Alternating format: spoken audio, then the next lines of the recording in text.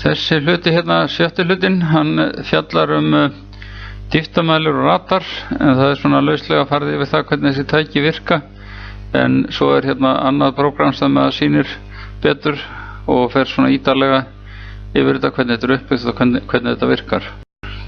Bergmálsdýptarmælirinn hann sendir hljóðbylgju til botns og mælir svo tíman sem hún að fara fram og tilbaka.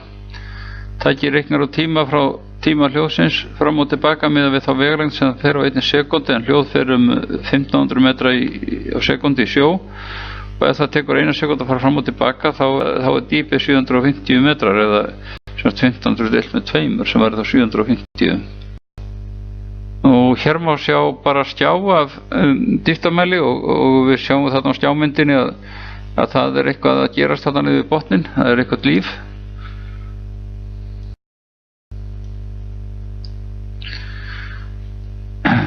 Eina fullkomnasta útgáfan af dýptarmælum svo kallað þrívíddarmælir eða þrívíddarsónar sem að tekur bara eins og ljósmynd af botninum og myndin sem sýnd þarna fyrir aftan geislan sem fer þarna undir skipinu,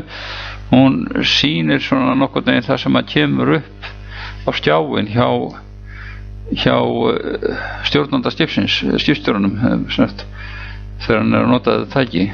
Þannig hægt að gera sig grein fyrir hvernig botnin ansi vel og við svona athuganir eins og hjá honum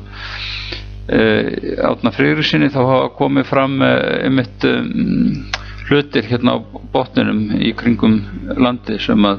ekki voru þekktir áður, sem að koma fram einmitt vel á svona myndum eins og þessum þrívíddarmyndum. Hér svo útskýringamynd af því hvernig dýptarmælir virkar, en hann mælir þarna frá svokölluðu núllpunkti sem það bil meter fyrir neðan sjávarmál, svona litlum bát til dæmis sem með djúpristun upp á hálfa meter, og það svokallað korta núll, og frá því mælir hann dýpið niður, og þessi mynd sýnir þarna hvernig svona lítill bátur á sem ristir 0,5 metra og korta núllið þarna á meterstýpi og svo undir 2 metrar, þannig að allt í allt dýpið þá eða sjávarhæðin þarna 3 metrar, það sem 30 metra dýpið þar sem hann að sigla þarna. Astig þykir henta einkanlega vel við veiðar og uppsjávarfiski, en það sem sagt skynjar eða sendir láréttan geisla út frá skipinu og getur gert það í töluvert mikilli fjarlægð, og til dæmis þegar verið að leita uppsjávarfiski út frá skipinu þá hentar þetta mjög vel að vera með astigi til að geta staðsett torfuna sem á að kasta á, og þetta verður einnig hentað við veiðar í dragnót þar sem skipstjórinn getur fylgst með opinum nótinni og séð hvernig fiskurinn safnast fyrir framan og stjórna þannig hvenær hann hífir nótina á réttu augnablikki til þess að ná sem mestu upp í hana eða háa sem mest af fiski. Nú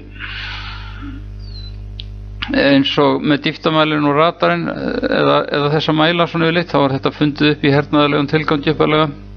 og astigið það verið fundið upp til þess að finna hérna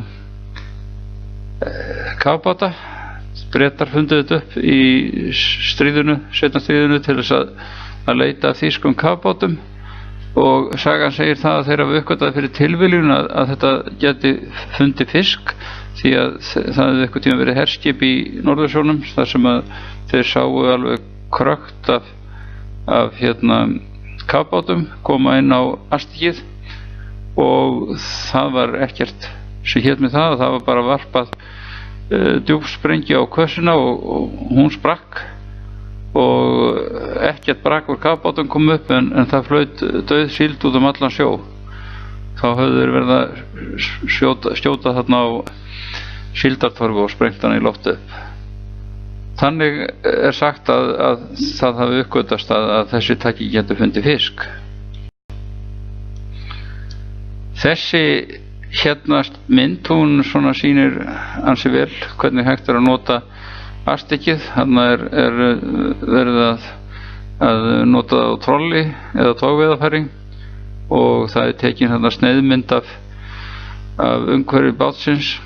undir honum. Nú síðan aftur á móti er farið þarna á nót á hægra megin á myndinni og þar er nótaskipið sem að lýsa með afstykkinu þarna út í nótina. En botnstykkin á afstykkunum, þau eru yfirleitt hreyfanleg, þannig að það er hægt að breyta hallanum á þeim og það er líka hægt að snúa því í hringi og þess vegna gefur afstykkið svo marga möguleika til þess að stýra því í hvaða stefnu geislinn frá því fer. Radarinn, hann sendir út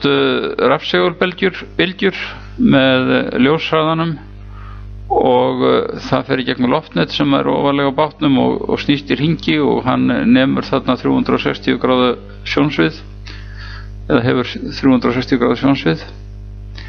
Það er hægt að auka sjónsvið og minnka með ýmsu stillingum og það er hægt að láta hann draga langt og þetta láta hann draga stutt og þess að langdragnin er breytileg sem að getur stundum verið mjög þægilegt. Hérna sjáum við nú mynd af gömlum Furno-radar með þessum að það er greinilega verið hann er greinilega innan einhvern eyjaklasa þarna og báturinn er staðsettur í miðjuna, þar sem miðjan á hringnum þar er báturinn staðsettur sem að er með radarinn. Svo horfum við út frá þessari miðju til allra átta. Þarna er radarloftnet og þetta er svokallaður hattur sem er oft á minni bátum og þá er radarloftnetið eða skannerinn eins og hann er kallaður, þá er hann staðsettur inn í hattinum og snýst þar í hringi til þess að skanna umhverfið. Hér sjáum við aftur á móti stórt radarloftnet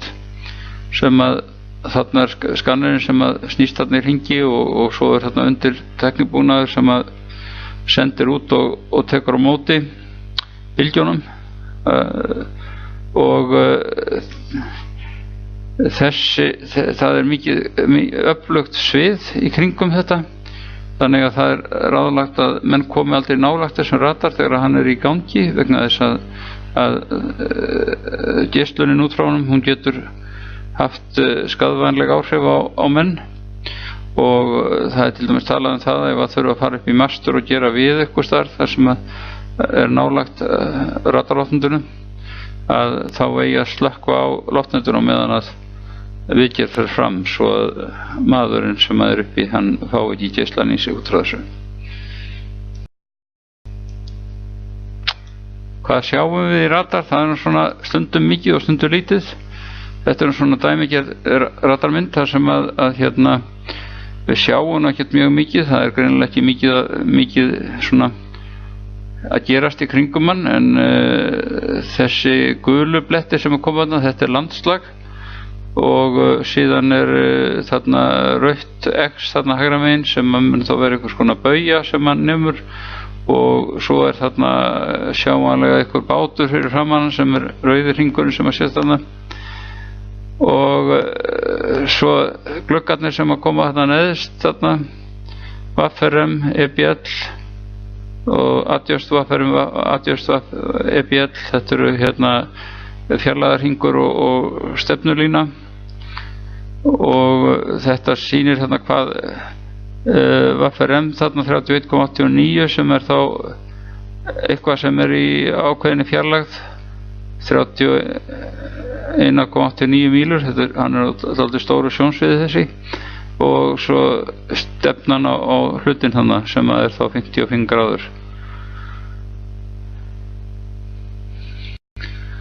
Litli bátar sem að er á ferðinni á hafinu þeir ættu allir að vera með svona radarspegil eins og er sýndur á þessari mynd því að þetta er mikið öryggi í þessu. Það sem að gerist þegar að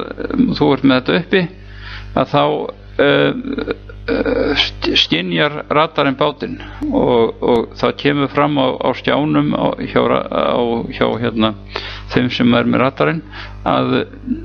það sé bátur framundan. Hann getur jafnvel plottað hann út og séð stefnu og ferð á honum til þess að gera sig grein fyrir því hvort það sé árekstrarhætta eða ekki. Plastbátar hafa voðalega lítið viðnám þannig að radargeislar fara auðveldlega í gegnum og þeir sjást ekki svo vel, og það sömuleiðis með trébáta, þeir hafa líka lítið viðnám gegn radargeislum og þess vegna svona radarspegill alveg bráðnauðsynlegur á þá báta sem að eru svona með lítið viðnám fyrir radargeislum. Og þannig að þessi litla græja, hún ansi góð líftrygging, ef svo má segja.